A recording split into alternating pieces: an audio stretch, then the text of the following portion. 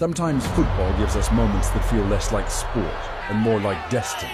November 29th, 2010. Camp Nou, Barcelona, a night when the world stopped to witness beauty versus power, genius versus defiance. Two managers, two philosophies. Pep Guardiola, the silent architect of Tiki-Taka perfection.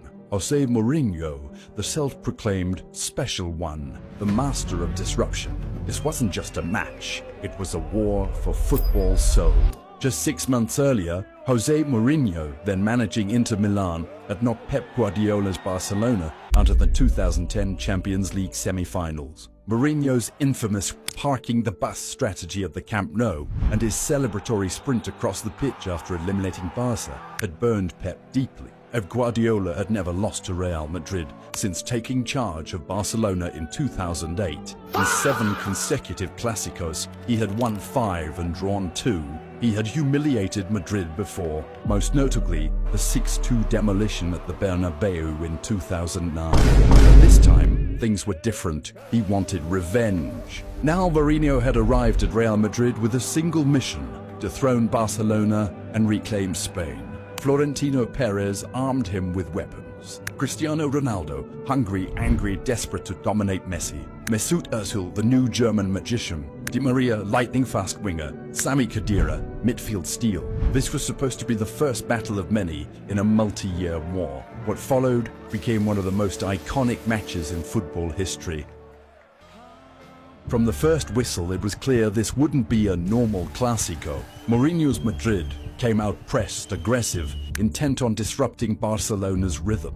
Pepe, Ramos and Carvalho formed a wall at the back. Xavi Alonso orchestrated from midfield, and Cristiano Ronaldo prowled like a predator on the left. On paper, it looked balanced, but the genius of Guardiola's plan was in the details. Messi dropped into the midfield, a false 9 pulling 2 centre-backs out of position. Pedro and Villar read the spaces Messi created. The triangle between Busquets, Xavi and Iniesta rotated endlessly, a machine-like presence that sucked Madrid in and spat them out on the flanks. By the 6th minute, Messi had already tested Casillas with a curling attempt that rattled the post. The tone was set. Brilliance awaited. Humiliation loomed. Dani Alves joined the party, firing in dangerous balls from range, while Pedro and David Villa danced around Real's defense, probing, teasing, and exposing every weakness. Then came the first strike. Iniesta slipped a delicate through ball to Xavi.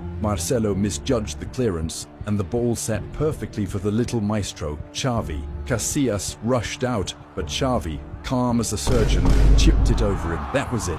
Barcelona were already in control. The goal wasn't just a scoreline, it was a statement. It said, "This is our rhythm, and you are dancing to our tune." 8 minutes later, the pattern repeated. Villar danced past Sergio Ramos, delivered a perfect cross, and Pedro's finish doubled the lead. Casillas lunged, but it was already too late. Just like that, Madrid's plan was crumbling. By the 18th minute, it was 2-0, and the humiliation had only just begun. Madrid were losing the football, so they turned to the fight. In the 32nd minute, the ball went out for a Real Madrid throw-in. Pep Guardiola, Barca coach, picked up the ball and delayed giving it back. Cristiano Ronaldo shoved Pep in frustration. Huge brawl erupted on the touchline. Victor Valdés rushed out of his goal and sprinting 50 meters to confront Ronaldo in defense of his coach. Both Cristiano Ronaldo and Victor Valdés were booked by the referee for unsporting behavior. In the 35th minute, the referee booked David Villa for a clear tactical foul on Khedira, awarding Real Madrid a free kick near the box. Cristiano Ronaldo stepped up, but his shot deflected off the Barca wall. Just a minute later, Lionel Messi received the ball and launched a counter-attack, but was stopped by Pepe, who was immediately booked by the referee without hesitation. Then in the 42nd minute, Messi snatched the ball from Ramos and charged forward on a counter-attack, only to be met by Pepe, who reacted instantly to the ball and left Messi helpless. Just 2 minutes later, Lionel Messi seized the ball, danced past Marcelo and Alonso with dazzling skill, only to be brought down by Carvalho, who stood his ground. Rising in frustration, Messi confronted Carvalho. Carvalho unintentionally elbowed him in the face. The stadium erupted in a roar of shock and anger. but Messi's fiery reaction earned him a yellow card from the referee. The first half ended 2-0, with Barcelona in total control. Mourinho's game plan had unraveled. His men, for all their talent, were powerless to stem the flow. As the second half began, Mourinho needed invention, but the magic was already lost. In the 51st minute, Xabi Alonso was shown a yellow card for bringing down Busquets from behind, and tensions on the pitch were beginning to boil over. Then came the moment of genius. In the 55th minute, Messi, demonstrating why he was the undisputed best player on the planet, played a perfectly weighted through ball to Villa. Timing, pace, and execution all converged as Villa sprinted onto the ball and slotted it past Casillas. 3-0. In just over half an hour, the Camp Nou had witnessed a masterclass in positional genius. Real Madrid had no idea what they were doing. They were completely lost, drowning under Barcelona's relentless waves. Then just 2 minutes later, Messi picked up the ball in the middle of the pitch after the referee played the advantage, glided past Carvalho and Khedira as if they weren't even there, and delivered a sublime through ball to Villa. With one cold, clinical touch, Villa slipped it through Casillas' legs and into the net. Camp Nou erupted.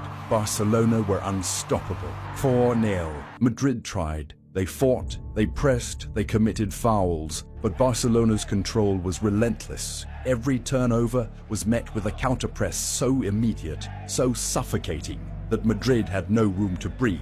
Xavi departed to well-deserved applause. Pep Guardiola wasn't finished yet. 6 minutes before the final whistle, with the score already at 4-0, he made one last change. Young Jefren Suarez replaced Pedro, a 22-year-old academy product thrown into El Clásico, into history. The 91st minute, Boyan picked up the ball on the right wing, gliding past a tired Pepe. He looked up once and whipped in a no-curling cross. Jefren, a 22-year-old academy product, came racing in untouched.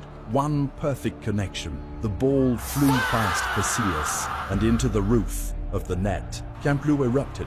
98,000 voices roared in unison, but it wasn't just noise, it was symbolism. Across the stands, tens of thousands of Barcelona fans raised their hands high, 5 fingers spread wide. A gesture etched into El Clásico folklore. Gerard Piqué raised his hand, 5 fingers to the crowd, and the infamous Manita was immortalized. 5 goals, no reply. And yet, it wasn't over. Seconds later, frustration boiled over. Sergio Ramos lunged recklessly into Messi's sparking chaos. Puyol was shoved. Xavi was dragged. Benches cleared. Ramos was shown a straight red.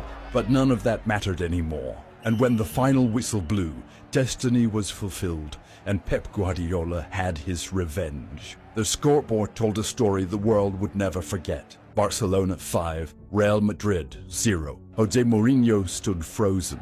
The special one had no answers, no miracles, no way back. His Real Madrid, the team built to dethrone Barcelona, had been dismantled, piece by piece, pass by pass. The words were immediate and polarized. Players and pundits alike called it a humiliation, a clinic, a performance for the history books. And in Spain, Manita became a term loaded with cultural weight, a way to describe not just a scoreline, but absolute dominance. And on that night, Camp Nou became a canvas where the history of rivalry was painted in 5 strokes of genius. A 5-0 scoreline doesn't come often, but when it does, it doesn't just reflect dominance on the pitch, it echoes in history.